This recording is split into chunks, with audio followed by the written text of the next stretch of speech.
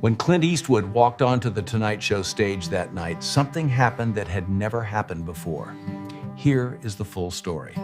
Johnny Carson saw Clint's extended hand, hesitated for a fraction of a second that felt far longer than it actually was, and then, while millions of Americans watched live, chose not to take it. The applause collapsed in on itself, fading so abruptly that it felt as if the air itself had been pulled from the room. The orchestra froze mid-note, musicians holding their instruments without moving, unsure whether to continue or stop. Inside the studio, hundreds of people sat completely silent, caught between confusion and instinct, sensing that whatever was unfolding was not part of the script.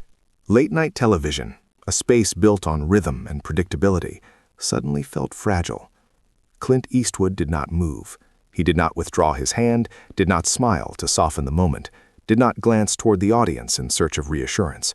His hand remained suspended in the air, his posture steady, his face composed in a way that suggested he understood something the audience did not.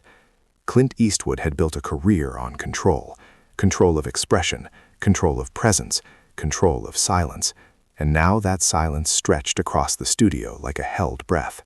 The audience waited, unsure whether they were witnessing a mistake, a provocation, or something far heavier.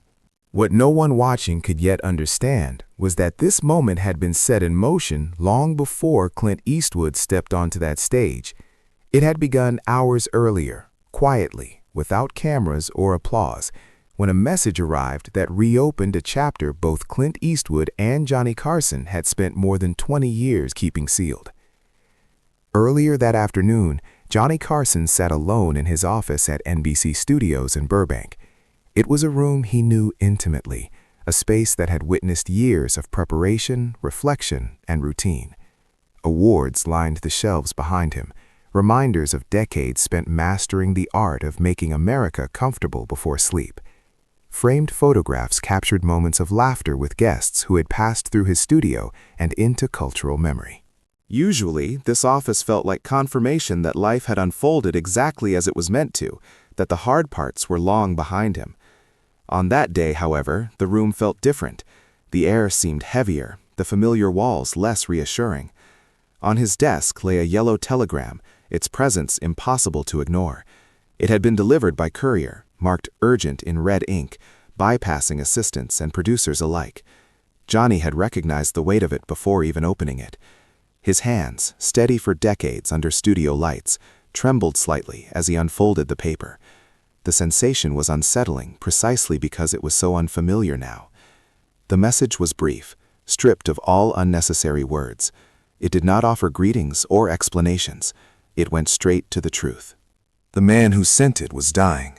Time was short, and there was something that needed to be done before it was too late. Johnny felt the words settle slowly, as if each line carried its own gravity. The telegram did not ask for permission. It issued a release. Attached to the message was a photograph. It was old, the edges worn soft from years of handling. 3 young men stood together in military fatigues, arms resting awkwardly around each other's shoulders. Their faces were thinner, younger, marked by expressions that suggested courage mixed with uncertainty. Johnny recognized himself immediately. He recognized Clint Eastwood just as quickly. The third face was the one he had never allowed himself to name publicly, the face that carried the weight of a promise made under circumstances neither of them could forget. As Johnny stared at the photograph, memories returned without warning. The smell of damp earth, the cold that settled into the body and refused to leave, the constant awareness that survival was never guaranteed. These were memories Johnny had learned to live around rather than confront. Fame had given him distance, not erasure. The telegram made it clear that distance was no longer enough. Across California, Clint Eastwood received the same message. He read it in silence, once, then again, his expression hardening not with anger, but with recognition. There was no surprise in his reaction. Clint had always known this moment would come, even if he had never known when. Unlike Johnny, Clint did not revisit the past through photographs or words. He carried it in an object he had never let go of. When Clint finished reading the telegram, he reached for the small silver compass he had kept for decades. Its surface was worn smooth by time, its weight familiar in his hand. It had guided him through more than one kind of terrain, both physical and internal. Without calling Johnny, without consulting anyone, Clint placed the compass into his jacket pocket. The decision did not require discussion. The silence they had maintained for so long was no longer required. Back at NBC, preparations for the show continued with mechanical precision. Crew members adjusted lighting, tested microphones, and reviewed timing cues. To them, this was simply another night's work, another broadcast that would soon blend into countless others. Only a few noticed that Johnny's office door remained closed longer than usual, or that when he finally emerged, his demeanor carried a seriousness that felt slightly out of place. Clint Eastwood arrived early, earlier than anyone expected. He sat alone in the green room, hands resting loosely in his lap, turning the compass slowly between his fingers. A stagehand passed by and noticed the object briefly, before looking away. There was something about the stillness in the room that discouraged questions. Minutes before airtime, Johnny exchanged a quiet word with Ed McMahon. It was a brief exchange, but one built on years of trust. Johnny asked for only one thing. Whatever happened next, the cameras were to keep rolling. No interruptions, no commercial breaks. Ed nodded without asking questions. He understood when something mattered more than format. When the show began, Johnny delivered his monologue flawlessly. The jokes landed, the audience laughed, and at home, everything appeared normal. Yet beneath the performance, something waited. Those who knew Johnny well noticed the subtle signs, the way his hand brushed against his jacket pocket, the way his pauses lingered just a fraction longer than usual. Then Ed McMahon announced Clint Eastwood, and the audience erupted. The band played. Clint walked onto the stage with the same measured confidence that had defined his career. But when he reached Johnny's desk, instead of offering the expected greeting, Clint stopped and extended his left hand. Johnny stood. He looked at Clint's hand, and he did not take it. "Not this time, Clint," Johnny said quietly into the microphone. The studio froze. Clint's hand remained extended. The audience didn't laugh. No one spoke. This was not a joke. This was not rehearsed. Live television had slipped into something raw and unprotected. Johnny reached into his jacket pocket and removed a medal, holding it up so the cameras could see it clearly. "This doesn't belong to me," Johnny said. "It belongs to a man who saved our lives." Clint slowly lowered his hand and reached into his own pocket, revealing the silver compass. He nodded once, acknowledging the truth that had bound them for decades. What followed was not an interview. It was a confession.